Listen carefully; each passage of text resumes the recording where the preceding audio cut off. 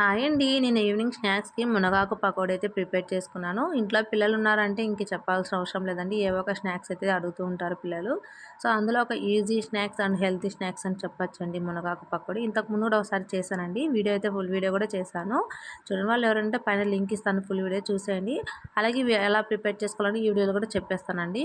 So, మునగాకు అయితే తీసుకొని ఫస్ట్ శుభ్రంగా కడిగేసుకొని పక్కన పెట్టుకోవాలి. ఇప్పుడు శనగపిండి ఒక గిన్నెలోకి తీసుకొని అందులోకి సన్నగా కట్ చేసుకున్న ఆనియన్స్, అలాగే ఈ మునగాకు యాడ్ చేసుకొని, అలాగే తగినంత ఉప్పు, కారం, ఇంకా మనం జీలకర్ర, పచ్చిమిర్చి యాడ్ చేసుకుంటే పచ్చిమిర్చి అని యాడ్ చేసుకోవచ్చు. నేను ఇక్కడ పచ్చిమిర్చి యాడ్ చేయలేదండి. ఓన్లీ కారం పొడి యాడ్ చేశాను.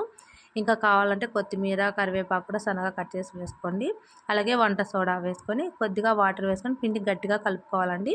ఇప్పుడు డీప్ ఫ్రైకి సరిపడా ఆయిల్ వేసుకొని మనం రెండు వైపులా ఎర్రగా కాల్చేసుకున్నామంటే సూపర్ టేస్టీ మునగాకు పకోడీ రెడీ అయిపోతుంది. చాలా చాలా క్రిస్పీగా కూడా వస్తాయండి. బియ్యం పిండి కూడా యాడ్ చేయాల్సిన అవసరం లేదు. చాలా క్రిస్పీగా వస్తాయి. చాలా టేస్ట్‌గా